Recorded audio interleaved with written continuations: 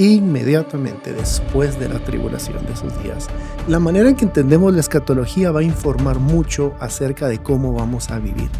Ya sea que creas que el rapto se va a dar de manera secreta antes de la tribulación ya sea que creas que el rapto se va a dar al final de la tribulación, cerca que el regreso de Cristo, esa parusía, ese venir por su iglesia, es un evento complejo. No podemos pretender explicarlo con una simple línea de tiempo.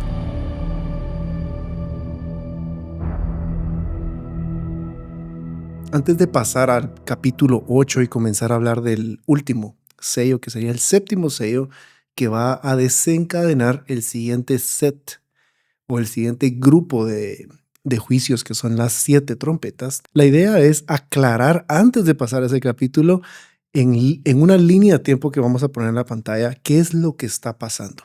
Hay diferentes posturas en cuanto a dónde vamos a colocar este séptimo sello en la línea de tiempo. Quiero enumerar rápidamente, muy brevemente, las diferentes posturas que hay.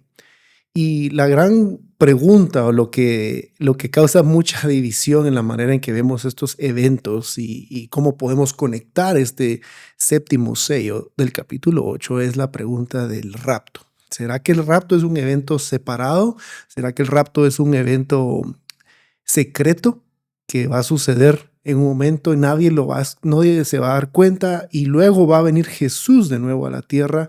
¿Será que el rapto es un evento que se da de manera conjunta con el regreso de Jesús a la tierra? Y esas son un tipo de preguntas que son válidas y está bien. Y al final de cuentas, ya sea que creas que el rapto se va a dar de manera secreta antes de la tribulación ya sea que creas que el rapto se va a dar al final de la tribulación junto con la venida de Cristo a la tierra, o que se va a dar quizá en medio de la tribulación, independientemente de cuál sea tu postura, lo que sí todos creemos es que Cristo va a regresar. Y un día va a venir por una iglesia pura, limpia y sin mancha. Y eso es lo que nos une, esa esperanza de que Él va a regresar.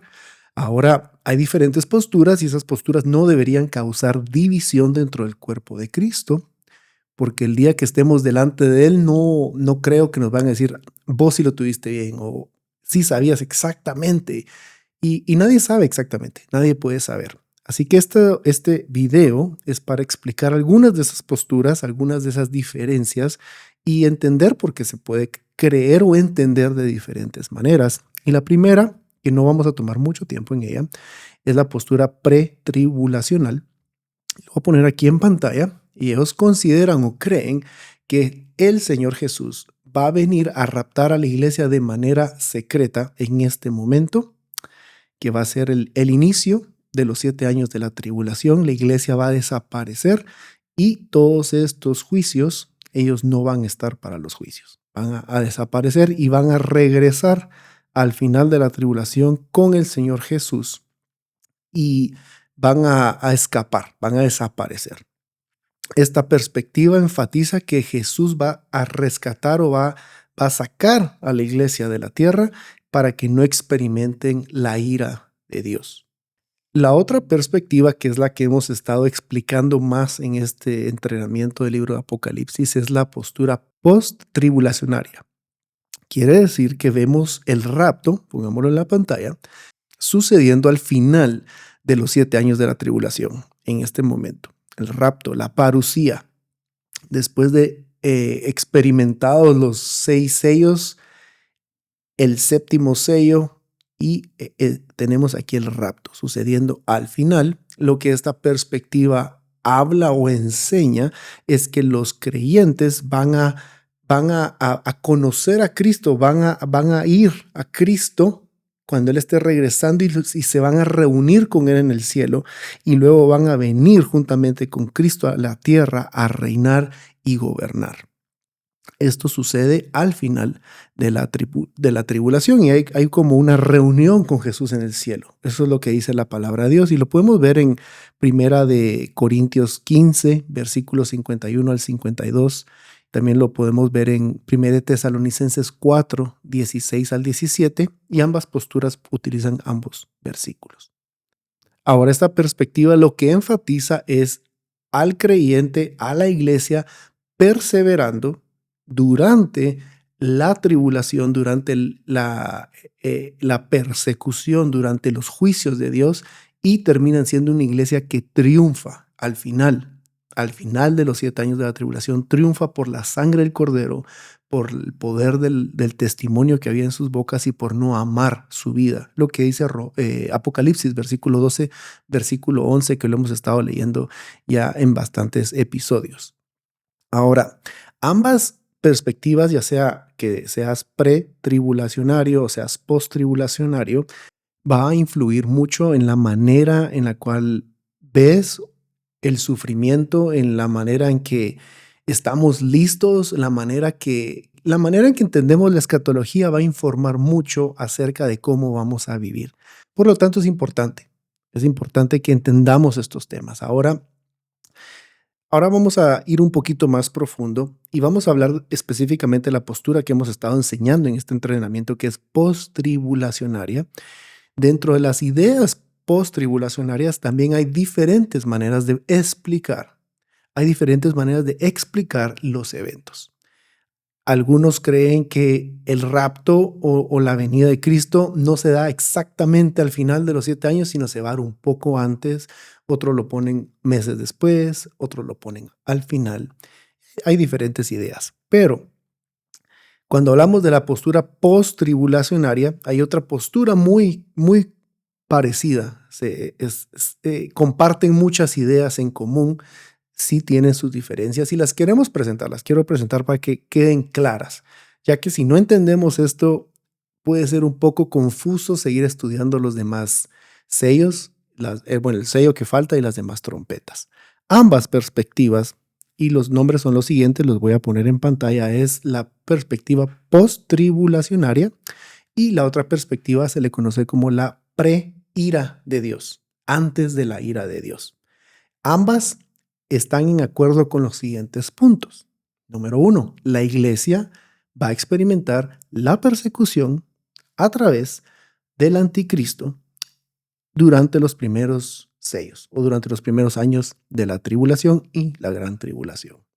Ambos concuerdan que el rapto se da al final o lo más cercano al final de la tribulación. No se da al inicio, la iglesia no escapa como lo enseñan los pretribulacionarios. Y número 3, tercera cosa que ambas perspectivas están en acuerdo, es que no hay una venida de Cristo secreta, como los pretribulacionarios que hablan de que de manera secreta Jesús viene y desaparece la iglesia y luego vuelve a venir junto con la iglesia. Ambas posturas no consideran que esto sea bíblicamente correcto.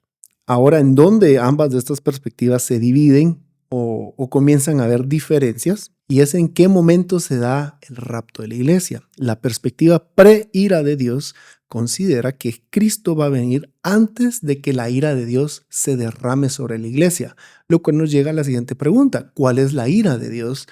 De acuerdo a la perspectiva pre-ira de Dios, la ira de Dios inicia con las trompetas y las copas de ira. Es la ira de Dios siendo desencadenada, siendo volcada sobre la tierra. Ellos consideran que el rapto o la parucía, ese encuentro con nuestro Señor, se va a dar exactamente antes de llegar a ese momento de ira.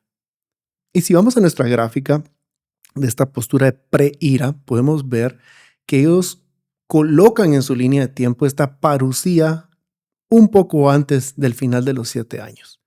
Aproximadamente entre el sexto y séptimo sello, ellos dicen, va a haber esa parucía con el Señor, y luego vienen las trompetas y las copas de ira, y la iglesia ya no va a sufrir eso. Esa es la manera en que ellos lo explican. Y podemos utilizar para dar cierta validez a esta idea Mateo 24, 29 al 31, lo pueden leer, donde habla que Jesús va a juntar a sus elegidos después de la tribulación. De hecho, leámoslo, Mateo 24.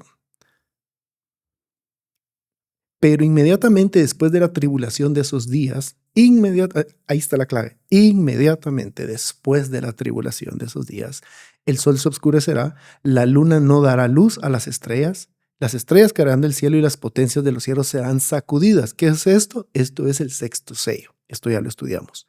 Entonces aparecerá en el cielo la señal del Hijo del Hombre, y entonces todas las tribus de la tierra harán duelo y verán al Hijo del Hombre que viene sobre las nubes del cielo con poder y gran gloria. La parucía del Señor Jesús.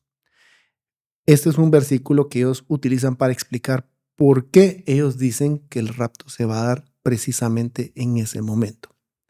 La postura post-tribulacionaria, como ya dijimos, ellos consideran que la parucía se va a dar al final.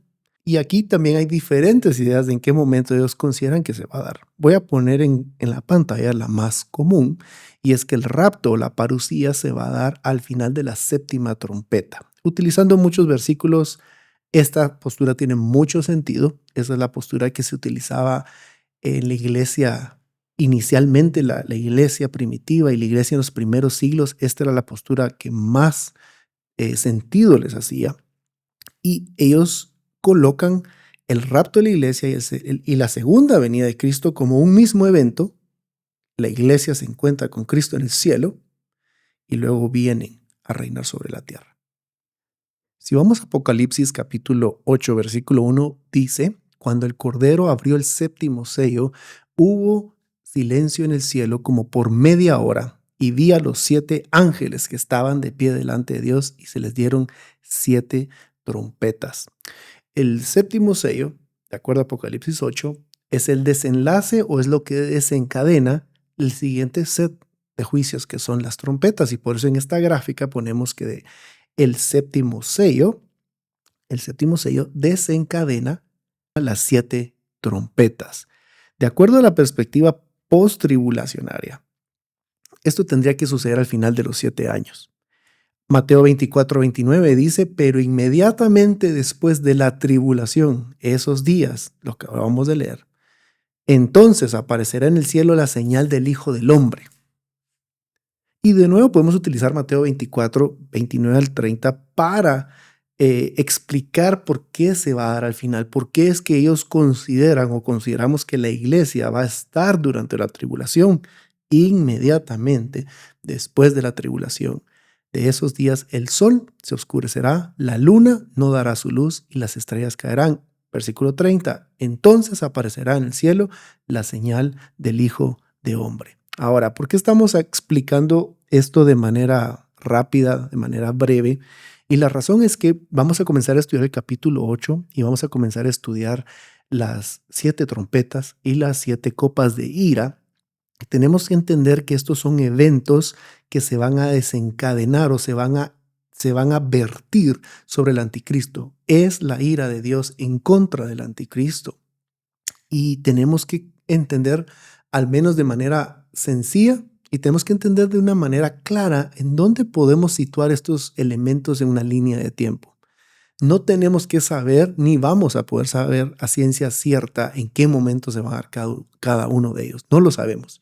Si alguien me pregunta, pero tenés que ser específico, ¿cuál es tu postura? Sinceramente no tengo una postura escrita en una piedra, porque hay cosas de la postura post-tribulacionaria y otros elementos de la postura pre-ira de Dios que tienen mucho sentido y no puedo encasillarme en una sola idea. En lo que sí puedo decir es que lo que todos compartimos es que anhelamos ese regreso de Cristo. Maranata, queremos que Él venga por la iglesia, anhelamos el regreso de Cristo y tenemos que entender, al menos de manera, en la manera más básica que podamos, esta línea de tiempo para tener una idea de cómo se pueden dar estos eventos. Así que con esta pequeña lección, esta pequeña introducción o continuación de nuestra línea de tiempo, vamos a continuar con el capítulo 8 y vamos a comenzar a hablar de ese séptimo sello que desencadena los siguientes juicios, que son las trompetas. Y dice el versículo 3 del capítulo 8: otro ángel vino y se paró ante el altar con un incenciario de oro, y se le dio mucho incienso para que lo añadiera a las oraciones de todos los santos sobre el altar de oro que estaba delante del trono. Y de la mano del ángel subió ante Dios el humo del incienso con las oraciones de los santos. Y esto es lo que causa este último sello. Y el ángel tomó el incensario, lo llenó con el fuego del altar y lo arrojó a la tierra. y hubo truenos, ruidos, relámpagos y un terremoto. Es interesante ver que es Apocalipsis 11:19, que habla de la séptima trompeta, es muy parecido a este juicio, y dice: el templo de Dios que está en el cielo fue abierto y el arca de su pacto se veía en su templo, y hubo relámpagos, voces, truenos y un terremoto y una fuerte granizada. Y si vamos a, y si vamos a Apocalipsis 16, versículos 17 al 18, que habla de la séptima copa de la ira, también llama la atención que es muy similar al séptimo sello y a la séptima trompeta, y dice: y el, y el séptimo ángel derramó su copa en el aire, y una gran voz salió del templo, del trono, que decía: hecho está. Entonces hubo relámpagos, voces, truenos, y hubo un gran terremoto, tal como no lo ha habido desde, no lo ha habido desde que el hombre está sobre la tierra. Fue tan grande y poderoso terremoto. Esto llama mucho la atención, y pues de que en nuestra gráfica, y habíamos hecho inicialmente una gráfica en la cual los juicios se dan de cierta manera, en una manera consecutiva, pero al mismo tiempo se están dando de una manera simultánea. Esto es otra manera de ver estos sellos: es que el séptimo o el último de cada uno de los tres sets de juicios, sellos, trompetas y copas, el último, el séptimo de cada uno de ellos, es muy similar en su naturaleza. Es un gran terremoto, es el final. Y yo estaba leyendo un libro que habla, me gusta mucho, que habla acerca que el regreso de Cristo, esa parucía, ese venir por su iglesia, es un evento complejo. Es muy complejo y no podemos pretender explicarlo con una simple línea de tiempo. Es tan complejo, pero es el regreso de Cristo. Con eso no estoy diciendo que nos quedemos ignorantes y no estudiar esos temas. Por algo están en la palabra y debemos estudiarlos, debemos conocerlos, pero no debemos obsesionarnos ni considerarnos superiores a otros porque creemos diferentes a otros.